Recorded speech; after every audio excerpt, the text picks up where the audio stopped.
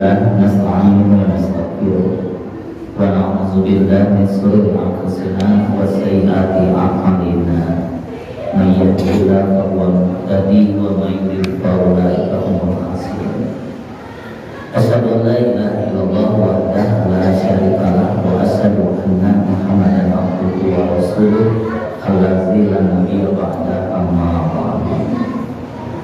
Hadirin iman sidang Jumat Ramadan, mudah-mudahan apa yang kita amalkan pada saat ini serta beramal sebagai amal saleh sebagai investasi yang tidak rugi tatkala kita kembali kepadanya dengan sebadan-badan kembali, dan mudah-mudahan kita tergolong kepada orang-orang yang senantiasa diharapkan Allah Subhanahu wa taala menjadi ahli surga, yaitu al-qaulun. Hadirin iman sidang Jumat sebagai bahan ilustrasi saja Pak, atau bahan perbandingannya. Kalau kita semua didoakan oleh orang-orang yang notabene martabatnya di bawah kita Pak, tapi mereka itu mendoakan dengan yang baik-baik untuk kita, dengan balasan apa yang kita berikan atau dari kebaikan kita.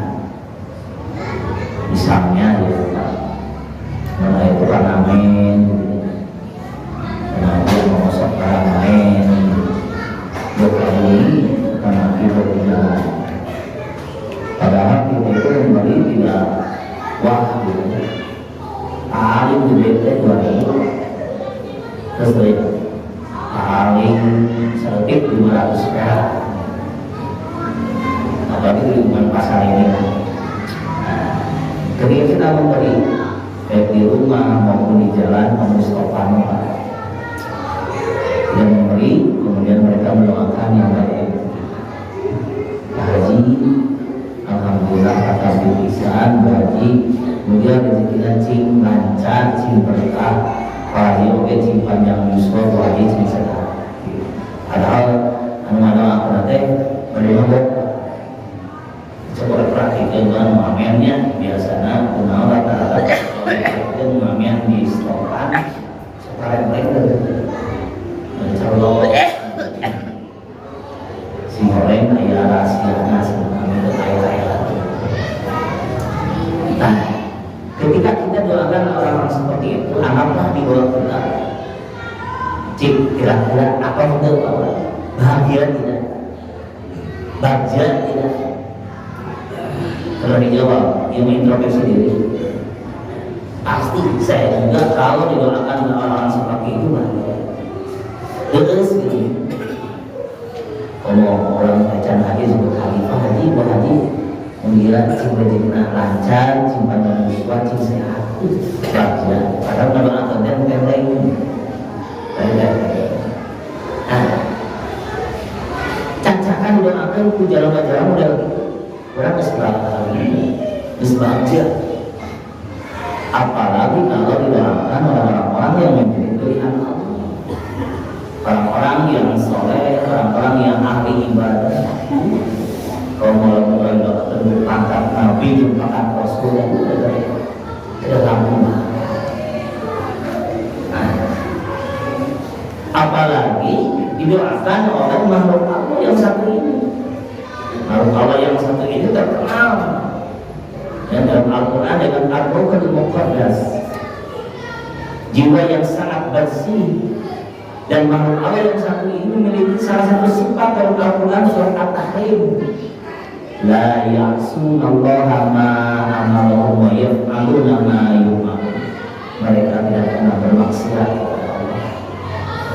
akan tetapi senantiasa melaksanakan aturan-aturan ketaatan kepada Allah Subhanahu wa taala. Siapa? Itu malaikat.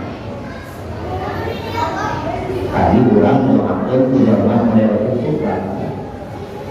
Orang teh kudu dibaca karena didoakan makhluk Allah ini. Makanya agama makhluk Allah ini tidak ada penghalang doa itu ditolak Allah. Pasti dijawab. Berapa persen? 1000% saya yakin doa malaikat itu pasti dijawab Allah Subhanahu wa taala. sering undang doa-doa daripada malaikat. Hadirin beriman sidang Jumat berkaitan dengan doa malaikat, ada sebuah doa malaikat terutama berkaitan dengan harta. Laki-laki yang memiliki berpotensi memiliki harta ini senantiasa doakan oleh malaikat. Doa malaikat mungkin bapak juga ada yang sudah tahu, ada yang belum tahu, yaitu Allahumma a'ti munfiqan khalafan, Allahumma a'ti mumsikan khalafan. Itu adalah doa malaikat yang sering mungkin kalau bapak infak sedekah ustaz atau amil, rata-rata mereka mengucapkan kalimat bijakumullah lepas. Kemudian kalau zakat Allahumma sholli alaihi. Kemudian ada juga yang menyisipkan doa ini Allahumma a'ti munfiqan khalafan. Saya kata doa malaikat disambung. Nah, yang artinya Allahumma a'ti munfiqan khalafan, ya Allah a'ti itu berikanlah munfiqan kepada orang yang senantiasa infak khalafan, pergantian yang sangat istimewa. Jadi Allah Subhanahu wa taala akan menerima doa malaikat, mengijabah doa malaikat yang model seperti itu. Allahumma a'ti, ya Allah berikanlah munfiqan kepada orang yang senantiasa berinfak. Jadi pertanyaan, apa itu infak? Infak itu diambil dari kata anfaqo yunfiqu infaqon, artinya mengeluarkan secara sadar. Itu infak. Sadar apa? Sadar apa yang kita miliki, apa yang kita ada, semuanya hakikatnya milik Allah. Jadi bapak-bapak, kalau ada di antara kita misalnya yang meninggal, baik istrinya, baik suaminya, baik anaknya, kemudian dia itu berpotensi memiliki harta, maka harta si mayit itu bukan milik keluarganya. Kalau suaminya meninggal bukan milik istri dan anak, begitu pun kalau anaknya meninggal bukan milik bapak dan ibu. Tetapi ketika seseorang meninggal, maka harta itu hakikatnya milik Allah Subhanahu wa taala, kembali kepada sang pemilik itu Allah. Nanti Allah yang akan mengatur. Itulah yang sedang ilmu faraid, ilmu waris, dan kita harus tunduk dan patuh kepada ilmu tersebut. Itu adalah bukti rasa taat kita kepada Allah.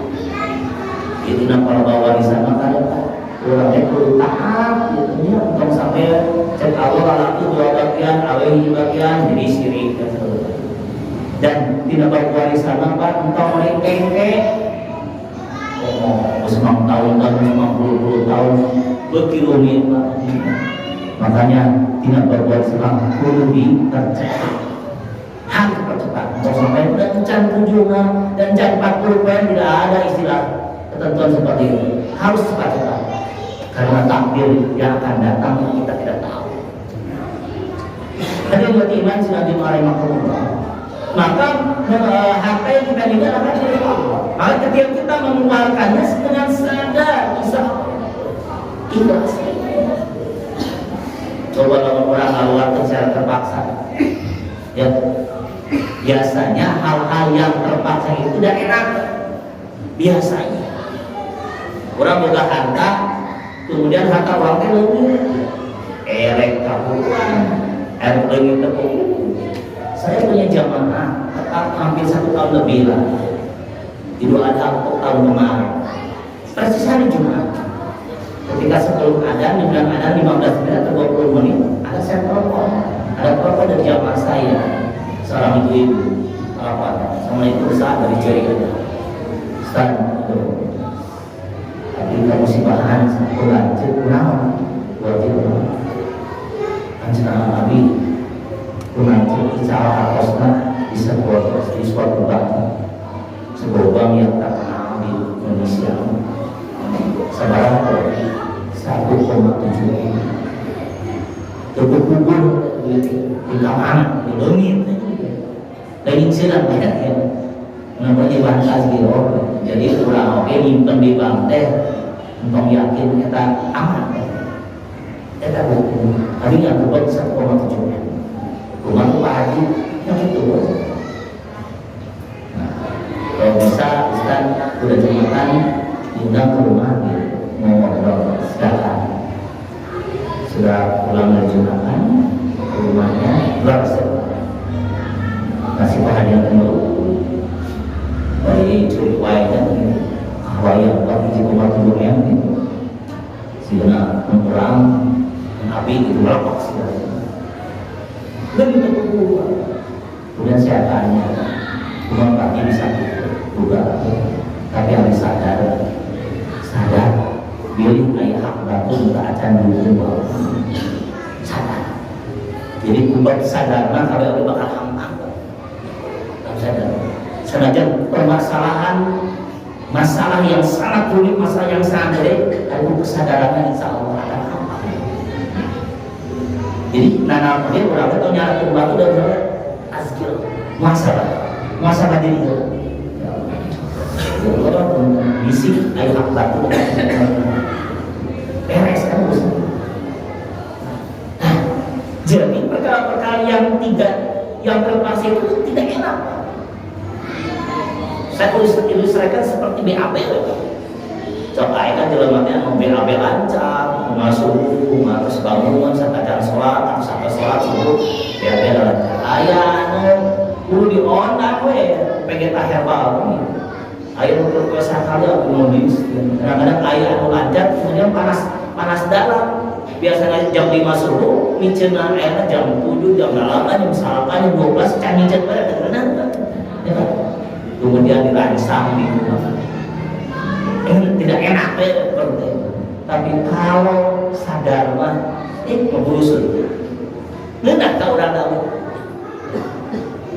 Nah berkaitan dengan infak saya mengutip pernyataan dari guru kita semua Agim ketika awal Ramadan beliau menyatakan seperti ini semua di depan jamaah sekalian.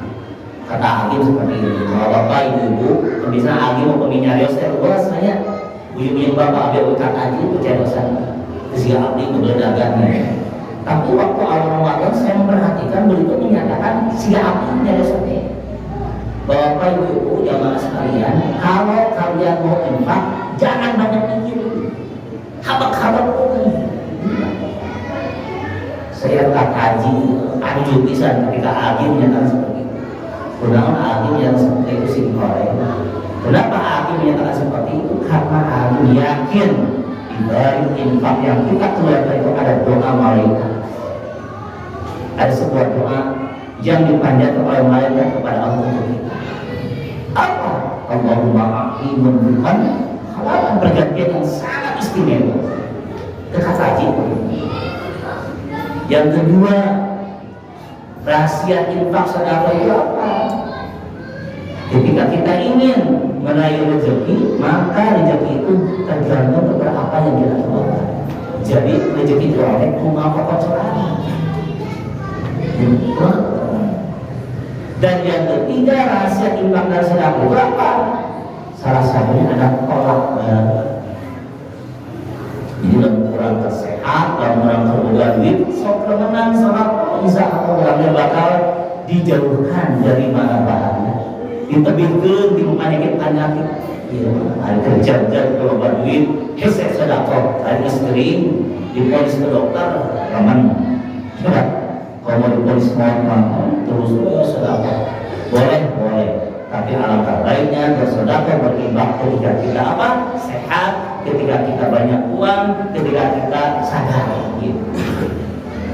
Kalau mau sedekah imbang maut mah lain jariah.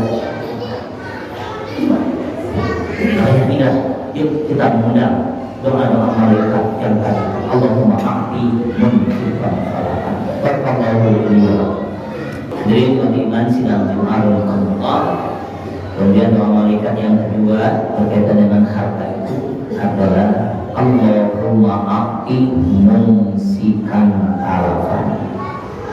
Ya Allah, berikanlah mungsikan kepada orang yang menahan. Jadi mungsikan itu diambil dari kata amsaka yumsiku imsakan. Kita melaksanakan ibadah saum, ibadah siang dalam takrib asyam al-imsaku. Saum itu adalah menahan. Menahan apa? Menahan rasa lapar, haus dan berjemaah. Nah, di sini artinya mungkin itu menahan harta. Bagi orang yang senantiasa menahan harta, maka akan didoakan malaikat yang kalimat talafan. Apa makna talafan itu? Kehancuran, kebangkrutan.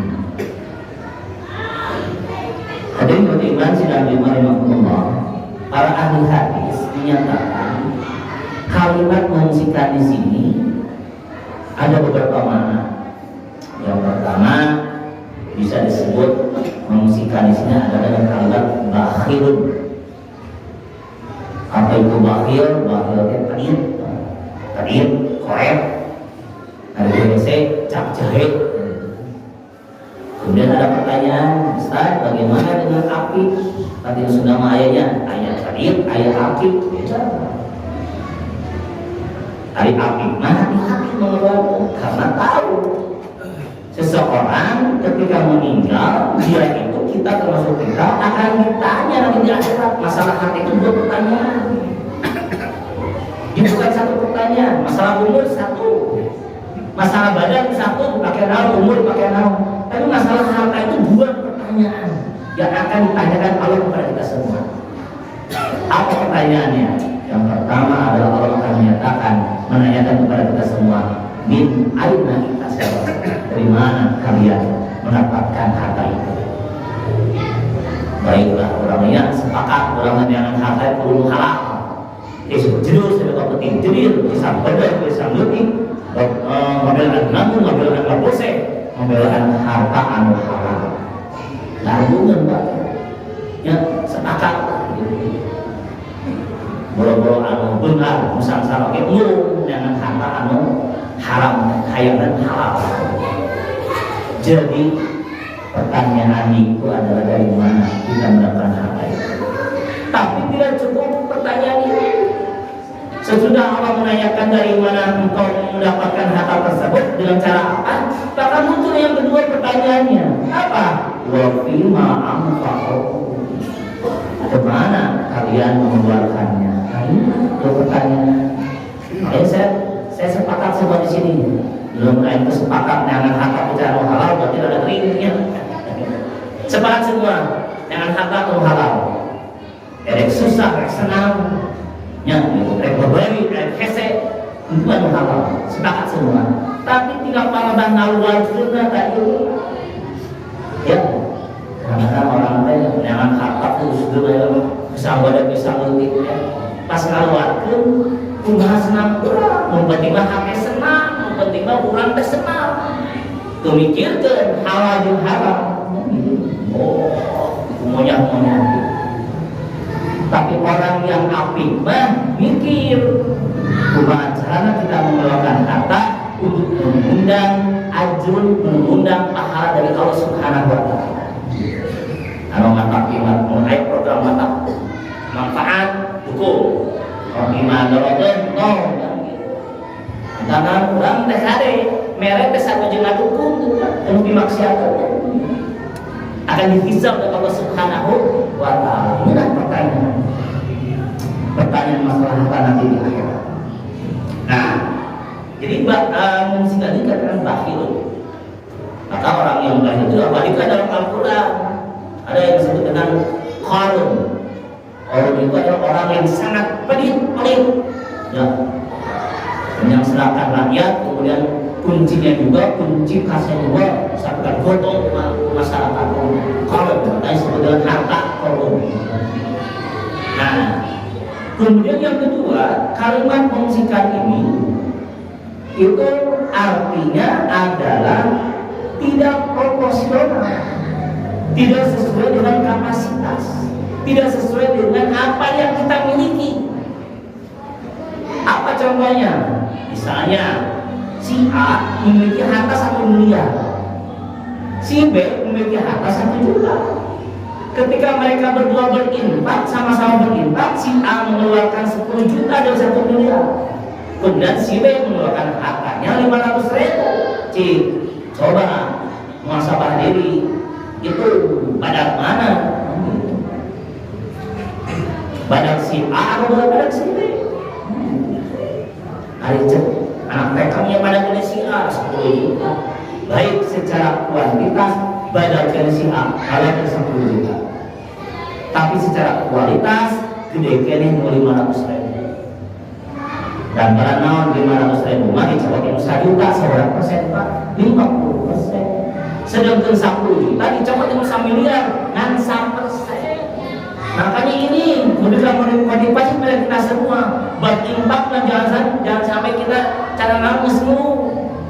Hari nggak boleh jangan infak. Kamu dulu nggak salah reset kan gitu. Baru butuh Samsung, Marlboro, Plasmil. Bapak punya uang bisa 10.000 dimakan 5.000, jelas kan 50% Pak. Tapi orang yang miliaran ngeluarkan 1.000 sih satu badan, padahal 10.000 tim 1 miliaran seberapa? 0,0%. Makanya itu motivasi kita semua terbuka duit, anu kita pas-pasan sok. Jadi motivasi bikin kurang. Dan surga mah dimiliki bagi orang-orang yang kaya, tapi surga dimiliki bagi orang yang mau dan mampu untuk menjadi ahli surga. Gak awal ke memandang kreatifnya, kan gitu. Tapi memandang kualitas infak. Sebagai terakhir, contoh yang terakhir, ya, tidak proporsional seperti kurban. Kurban rata-rata emang ada ketentuan, 1 ekor unta untuk 10 orang, 1 ekor sapi 7 orang, 1 kambing atau 1 domba untuk 1 orang.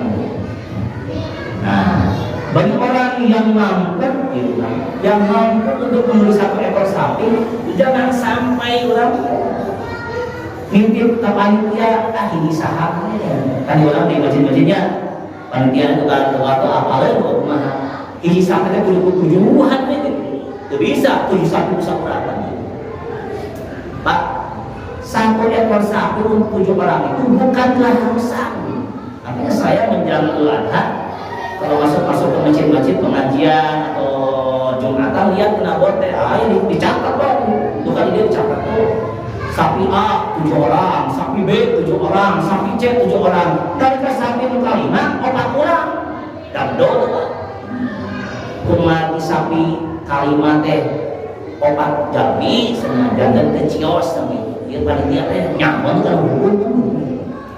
Jadi 7 itu bukan hak keharusan, tapi 7 itu ada batas maksimal. Maka orang banyak ketika kita membicarakan batas maksimal berarti kurang daripada 7 itu lebih baik, lebih gede pahalanya. Makanya dari Adinda Abimah di masjid tidak patokan hiji sapi tujuan. Terus misalnya 25 orang, 20 orang jadikan 4 sapi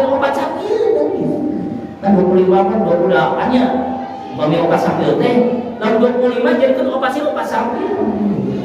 Dia mau berpatokan 7 kan gitu. Makanya saya pertanyakan, ya panitia nanti ngerti kan ada hukum kan gitu. Makanya bapak ketika bapak punya potensi untuk membeli 1 ekor sapi, kalau misalnya benar, kemudian pendapatnya per bulan 1 miliar misalnya, ya memang bisa kurang hiji sapi itu untuk mengiring saham ke masjid. Misal lagi hiji sapi pak majikan, hiji sapi budak 5 sapi kan gitu. Bisa 10 sapi tenang. Nggak patokan hiji, di kurang rata-rata udah sumbangan oke, ningali ke batu, bukan mengukur ke kemampuan kita. So rata-rata kalau ayam bantuan di masjid, bantuan di RW, ya dibayar sirkulir kosong aman beneran gitu. Kadang-kadang saya waktu dulu saya punya saya bapak saya itu almarhum kalau biarkan beli TRT seumur hidup gitu. Yang si istilah sama umur hidup. Ketika beliau itu mau ada proyek-proyek di RT, nya bantuan-bantuan naon, jor nyumpen lah ya kalau kahiji nami pun bapak kalau mas tahun 80-an Pak 100.000 udah gede Pak, belum 1 tahun gitu. Kemudian dia nanya ketika saya masuk ke sana nanti rumah bapak mungkin sedang dosa, cek aku nggak dosa gitu. Dan rumah aku baru jalan malu sangsara berkah kayak nyisian formulir anu kosongnya gitu kan, mikir heula itu beres apa, padahal udah gitu. Tanya pada orang impakna mampuna sabaraha kan gitu. Tapi rata-rata seperti itu dengan batu merah 50.000 berharga gitu. Batu merah 50.000 paling sedikit naik 5.025 kan gitu. Rata-rata seperti di mana-mana. Mungkin daerah sini itu seperti itu. Makanya bakhilun itu atau mengungsikan dia kan tidak proporsional, tidak sesuai dengan kapasitas. Mudah-mudahan dengan doa malaikat yang dua ini kita sendiri jika doa malaikat anu kaji atau anu kedua anu kahiji sok-sok infak sedekah. Tah lamun urang dia korek dan serupa ya mati alternatif anu kedua doa malaikat jeung yakin doa malaikat mah 1000% akan dijawab oleh Allah Subhanahu wa taala. Aku qul hadza wa astaghfirullaha wa barakatuh.